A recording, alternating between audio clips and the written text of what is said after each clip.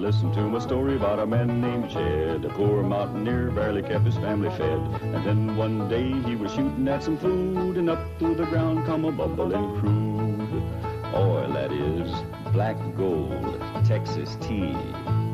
Well, the first thing you know, old Jed's a millionaire. The kinfolk said, Jed, move away from there. Said, California is the place you ought to be. So they loaded up the truck and they moved to Beverly Hills, that is, swimming pools, movie stars. The Beverly Hillbillies.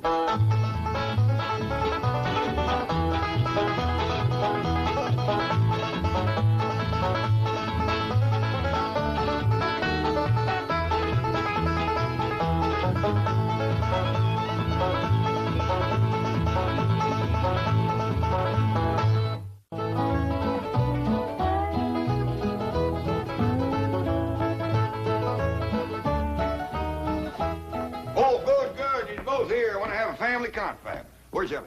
Well, she's out back with her critters. Ellie Mae? Yeah, Pa? Come on in here. Going to have a family confab.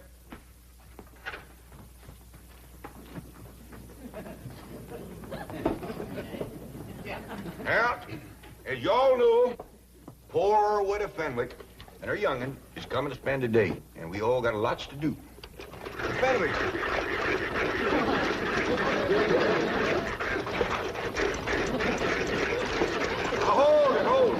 Start doing right away. I'd like to say a few words first. Now, let's commence with the victuals.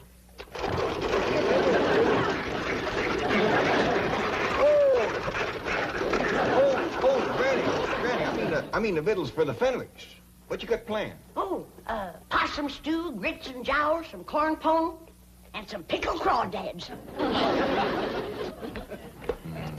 Sound a little rich for folks that ain't ate for a while. Well, maybe you're right, Jed. To get the wrinkles out of their belly, I'll start them off with some nice hot owl soup. That'll be fine. Now, Ellie, you and Jethro delivered them that box of clothes, right? That's right, Pal. I never knowed there were so many needy folks in Beverly Hills. Me neither. By doggies, you gotta admire that widow Fenwick. She's poor but proud. Jethro and Ellie tells me that right across the front of this little house of hers, she's got writ big as life, Fenwick House.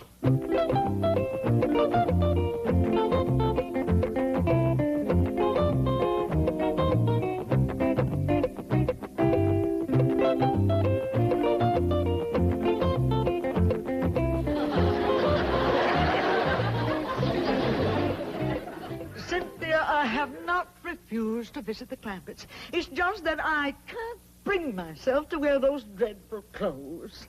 They are not dreadful. They are the very latest fashion introduced at the Willows Finishing School by Miss Ellie Mae Clampett herself. Don't you understand, Mummy? The latest thing is to look basic and understated. It has something to do with Zen. But they just don't look right. Mummy, when a girl as rich as Ellie Mae Clampett wears something, it's got to be right. Now, come on, let's not be the last millionaires in Beverly Hills to get the new look. The Clampett look.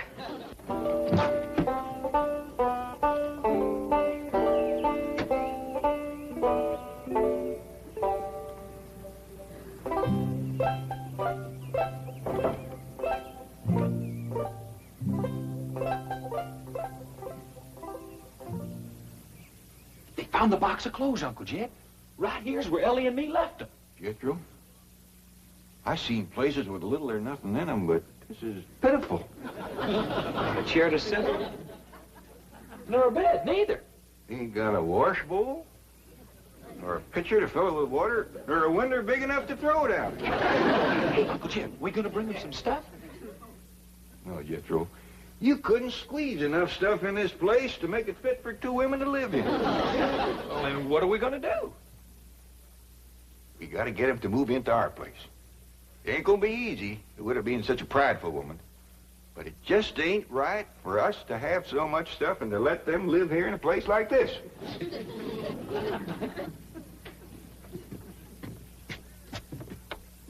Now, there's something I just can't understand. How can folks live in a big, fine house like that and let a poor, starving widow and her young'un live in a place like this right outside their gate. Uncle Jed, let's go up and give them what for. It ain't for us to speak judgment on them. Maybe the spirit of love will take hold like it did Miss Drydale. The Clampett, they're moving, the Clampett, they're moving, the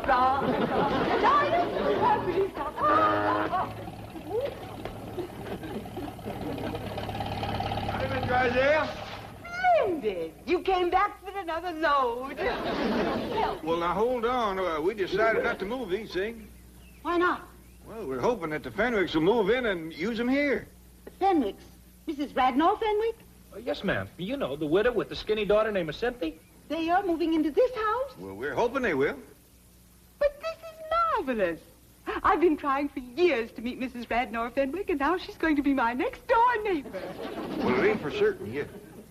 Have you engaged a real estate agent to help you sell them on the place? No, ma'am, we just kind of figured on talking them into it when they come over. I'll help you. I'll dash home and change and come back and help you.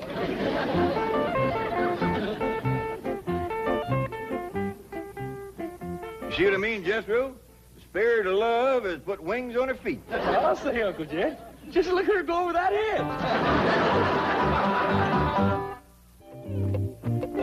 Oh, really, Mummy, and that makes you look just like any other common, ordinary, everyday millionaire. Now, take it. No, Cynthia, I can't. I just can't. Well, you must. I just can't. Mummy, if anyone were actually to see you, I would die of mortification. Mummy, I thought I told you, no Jew. No, Cynthia, I feel positively nude without diamonds. We are trying to achieve the Clampett look, a look of studied slovenliness. Oh, Beasley, our purses, please.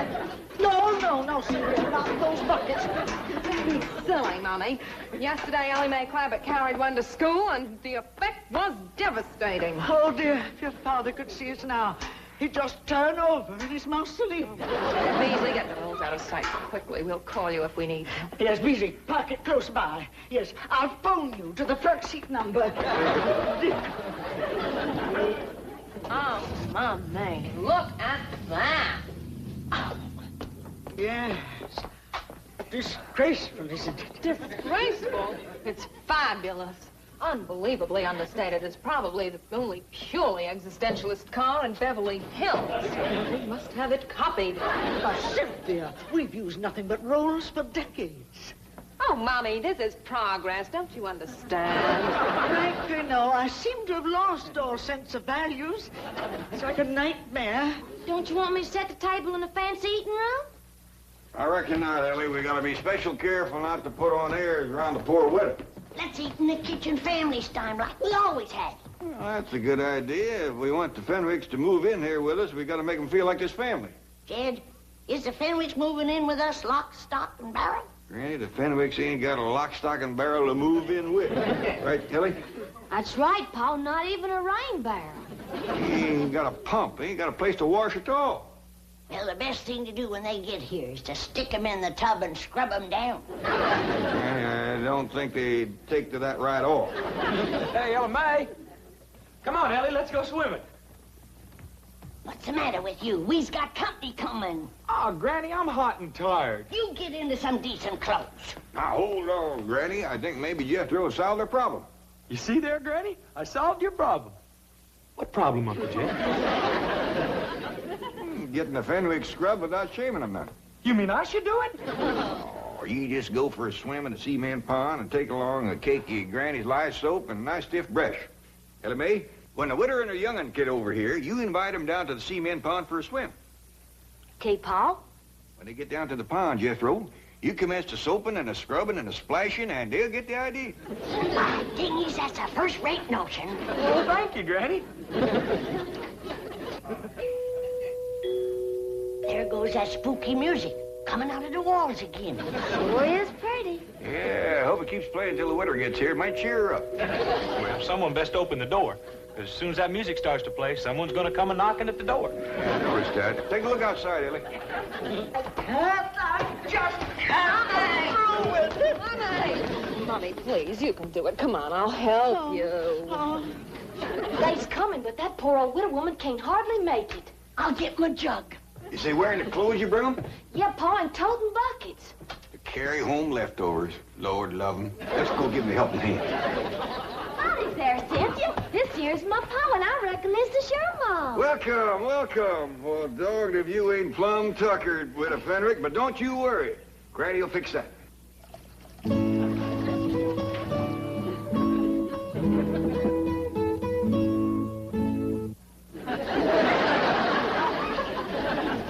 Granny, this here's Cynthia Fenwick and her mom. Howdy, folks. Take their buckets out to the kitchen, Ellie. Yes, sir, Pa.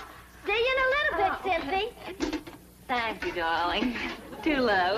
Ellie Mae, be sure they're scoured good and don't leak. Do it, Granny. Here, Widow, this'll brace you up. Oh, thank you.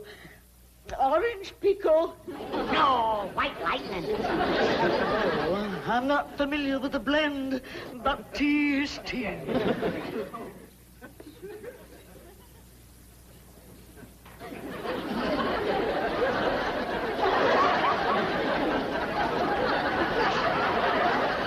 Got her to breathing deep. Here, Mommy, have a cigarette, darling. Oh, I wouldn't light a flame so close to your maw just yet. You just might set her off. Come on, Widow. Let's go to the kitchen. I'll give you a nice hot bowl of owl soup. Owl soup? Oh, Cynthia, please send for the rolls. No, Mommy. She's right, Widow. You don't need no rolls. Granny's baked some corn pone. Eat my corn. Come on, Widow. Oh, Cynthia, please help me. Mr. Clampett, if I might be alone with Mummy for just a few moments, I think I shall be able to compose her. Okay, Cynthia. Just follow your nose to the kitchen. Yeah, the grits and jowls will lead you right to the door. Good girl, Widow. Cynthia, did she say grits and jowls? Yes, Mummy, doubtless the maid and the butler. Now, come, do get a grip on yourself. Oh, yeah. Mummy, think of all the trouble the Clampetts have taken to achieve a total look. The truck, those clothes, their speech. Why, they even weave. You'd weave, too, if you ever drank their tea. I must try to emulate them.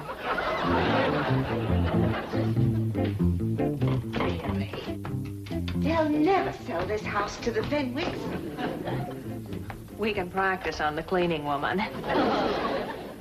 Howdy there. Are you Grits? I beg your pardon. Oh, we all is looking for grits and jowls. Well, you'll find them in the kitchen. And please stay there, out of sight. Now see here. We uns is friends of the Clampetts. Obviously. And the sooner you're all out of Beverly Hills, the better. Meantime, stay out of sight in the kitchen. That is the surliest cleaning woman I've ever seen. See, Mummy, even the Clampetts have a servant problem. Yes, for the first time, I'm beginning to feel a common bond with them. We're both members of an oppressed minority group. Millionaires. Oh, there you are. We're still looking for grits and jowls. Oh, we'll get to them directly. Ellie. Oh, Cynthia, I bet you and your ma would like to go swimming, huh? I wouldn't. No, neither would I. We got a dandy pond, all made out of cement. Nice clean water in it, too. And plenty of room to splash around and work up a good lather. No, thank you. No, I'll pass, too. Maybe they just like to look at the pond. Show them, Ellie. Okay, Pa. No, we're not interested. We didn't even bring suits. Well, I got one that'll fit you. And I'll try and find one for you, Widow. Based my possum, Jed. Yeah, now come on, ladies. Pond's right out here. Come on, here you go. It's right over there to the right. Peculiar behavior. Why do you suppose they're so insistent that we come up? Mummy, looky there.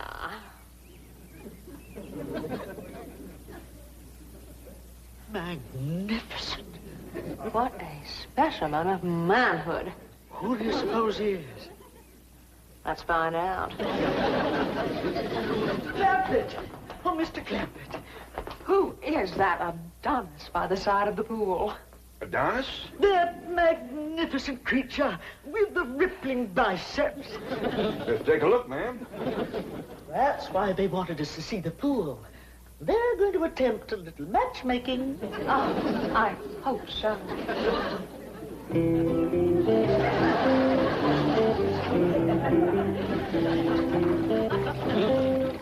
Out there is Duke.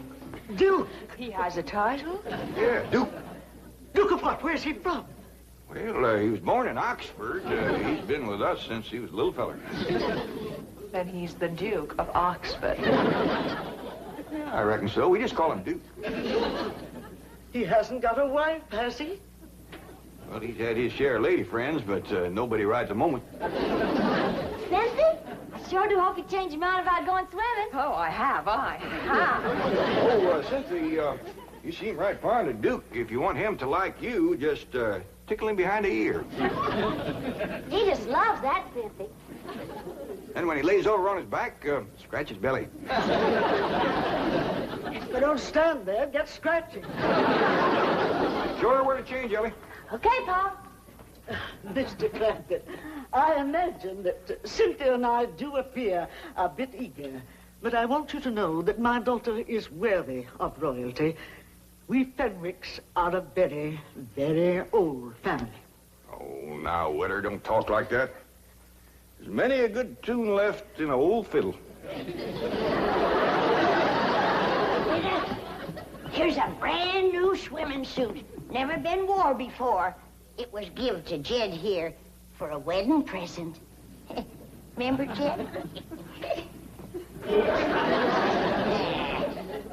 Too big. Wouldn't be enough left sticking out to wash. Wash? We'll make do. You better leave the room, Jed. Go on out to the laundry tub, Witter, and peel your shirt off.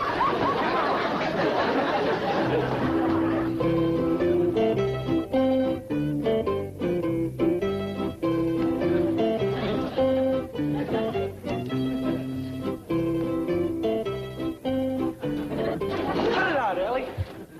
Oh, excuse me. Howdy, ma'am. Your Grace.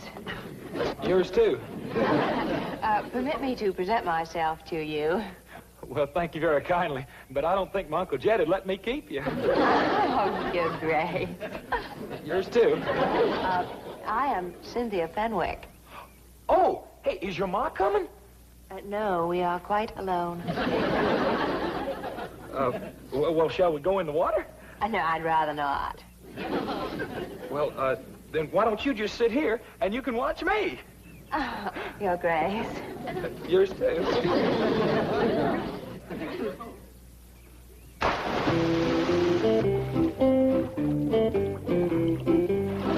Now watch here. Are you watching, Cynthia? Oh, yes, I am. All right, now, here we go.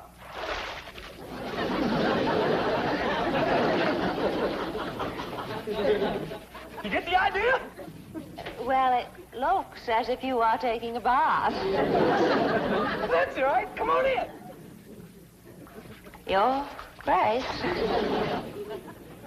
Yours, too.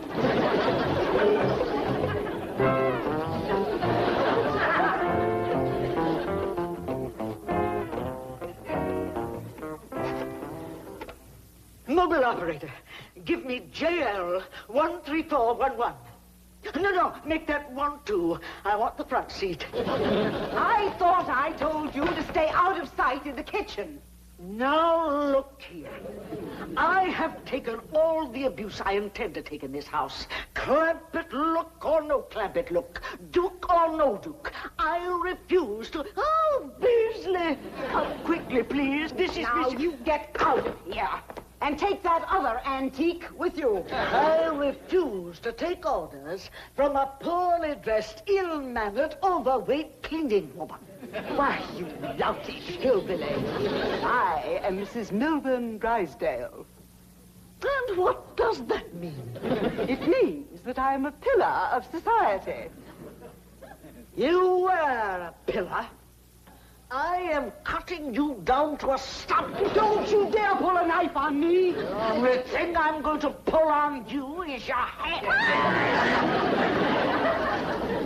Yeah, Jethro, Granny said she had trouble scrubbing the Witter. How'd you do with the daughter? I tried, Uncle Jed, But that girl ain't washed in so long, I couldn't sell her on the idea. Granny said the winter bucked like a mule, too, and then she busted loose and run. Can we eat now? Yeah, Jethro, scoot up the back way and get some clothes on. Hey, you know something, Uncle Jed? That skinny little rascal, all she wanted to do was tickle me behind the ear and scratch my belly. Paul, come quick. Miss Drysdale and the widow Fenwick is having a real cat fight in the front hall. Let me up, you female wrestler. I'll have you drummed out of Beverly Hills. Now you caught her. Hold her right there. Now I'm going to finish the job with a Fenwick. Did you call her Fenwick? I did. Here now, get off that floor, starving Miss Fenwick. You all right with her? You all right? Oh, I have never been less all right in my entire life. Beasley's here. What's the matter? Ask no questions, just flee for your life.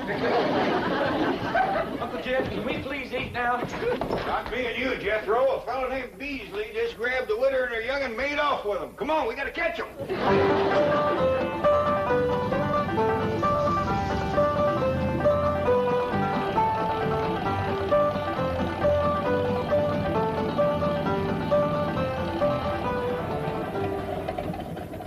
They turned right in there, Uncle Jed. And now the gates are closed.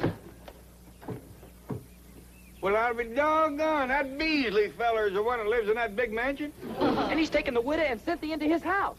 And bowing and scraping to him, too. Uncle Jed, you was right about not speaking judgment on that rich fella. Yeah, looks like the spirit of love sure took a hold of him, all right. Come on, Jethro, let's go home and have some possum.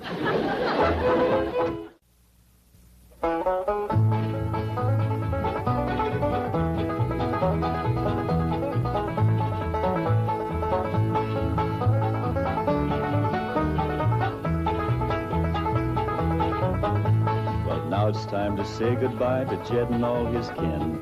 They would like to thank you folks for kindly dropping in. You're all invited back next week to this locality to have a heaping helping of their hospitality. Hillbilly, that is. Set a spell. Take your shoes off. You all come back now. Here? This has been a Filmways presentation.